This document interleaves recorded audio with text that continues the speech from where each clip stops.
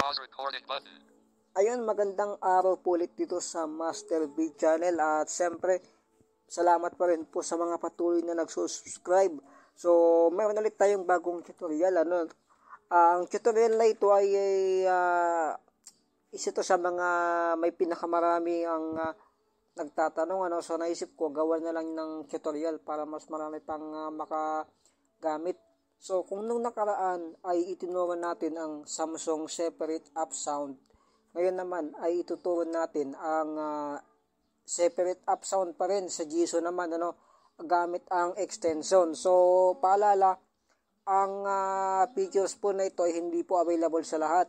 May mga nagbe-message po sa akin, hindi daw po gumagana sa kanila ang function na ito. Pero, ang alam ko sa Redmi, gumagana po ito eh. So, itry nyo na lang po sa inyo pong mga device kung gagana po yung tutorial na ito. Kung gumana ay maganda, no? Kasi mas makakapagpatugtog kayo sa speaker nyo ng mas maganda kasi walang interruption na screen reader. So, simulan na po natin. May clear lang naman yung tutorial natin.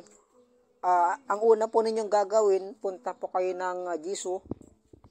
Main menu. Main Jisoo settings. Jisoo Plus. Yan, Jisoo Plus. Extensions. Advanced settings. Extension tools. Download additional resources. So, punta lang kayo dyan sa download additional resources. Download additional resources. Yan, tapos Download Jisoo application sound speed gesture speed per applicate extend tools. Extensions. extension. Extensions. Yan. Wait lang po siya. Wait lang po natin kasi naglo-loading. Enter keyword text extensions. Naglo-loading. Enter keyword enter all mind button. Yan, okay na. Read Indies mind but all button. Enter keyword text. So, ang gagawin nyo lang dito, susulat nyo lang dito yung separate sound, ganon. So, ang ginawa ko, kinapi ko na lang yung pangalan. Paste na lang natin para mas mabilis.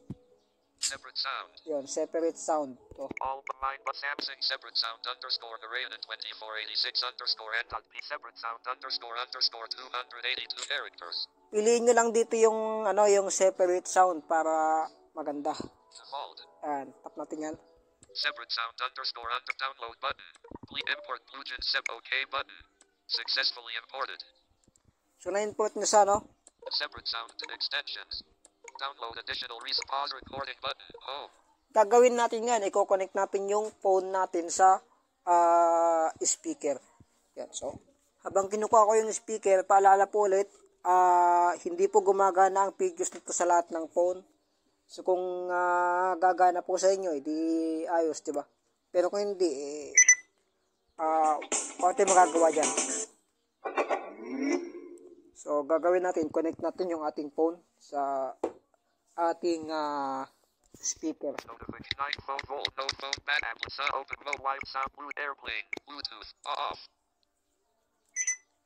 Yan. Pair devices, 5 speaker connected for audio. Lakas natin. ET's available devices, header. Yan. Oppo A12. Home. Facebook Messenger. So, connected na siya. Ang gagawin natin ngayon, punta lang tayo ng extension. Telegram. So, narinig nyo naman yung boses ng screen reader nasa speaker na. So, YouTube. ang gagawin natin, punta tayo ng extension. Extensions. Yan. Extensions. Hanapin natin yung separate sound. Manage cancel button. Custom voice command. Separate sound. Yan, separate sound. Susubukan natin siyang pindutin. Yan. Play Store. Shopee. Chat. So, bumalik na po sa cellphone, wala siyang voice prompt, wala siyang voice prompt. So, pag nakakonect na kayo sa speaker, automatic na yun. Pag pinindot niyan, swipe na lang kayo para check kung nasa phone na ba yung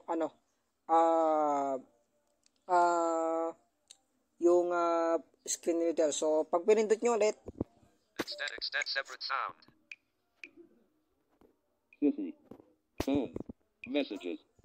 nasa speaker na ulit. So, pag pinindot nyo ulit, Extend separate sound. My Files. Facebook Messenger. Yan, okay na.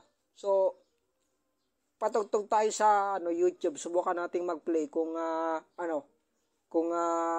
nasa speaker yung tunog. Kaya baka maka-copyright tayo ah. Try lang natin. Telegram. YouTube. Home. Try natin. Go to channel button. New Mutants Remix Emergency 911 Viral Mutants Disco Remix 2024-4 minutes 30 seconds. Go to channel Action Mesh Shorts. Baka kasi maka-copyright tayo. Action Go to channel button. Sige, try natin to. New Mutants So, try Remix natin. Emergency 9 video player. Minimize button. Actions. Yan, oh. More options button. Hide controls button. So, kung marinig nyo, Home YouTube. nasa speaker ng tunog, no? Pero yung screen reader nandito pa rin siya, oh. Play Store. Shopee. Chat. Sissy. Yan, so ganyan lang po ang paggamit ng Jisoo separate sound. So, start na natin yung tugtog. Recent advanced YouTube. YouTube closed. Home Yan. Play Store. So actually, ang Jisoo separate sound, nandun na rin siya sa TTS settings. Pero ang problema, hindi pa po siya naayos ng developer. So may mga ilang problema pa po yun. Hindi pa totally nagagamit yung features na yun. Kaya kailangan yung gumamit ng extension kung hindi kayo Samsung. Pero kung Samsung kayo, ang ibig ko sabihin, pagka Samsung ang inyo pong phone, mas maganda na gamitin nyo yung separate app sound na tinuro ko dati. Mas maganda pa rin yun. Yan. So, kung hindi kayo naka-Samsung, gamitin nyo yung Jisoo separate sound. Para yung screen reader ay nandito pa rin sa cellphone, tapos yung tugtog nandun sa speaker. So, sana nakuha nyo yung tutorial nito at magandang araw po. Apps and App Audio Lab. One Audio Lab. Pause recording.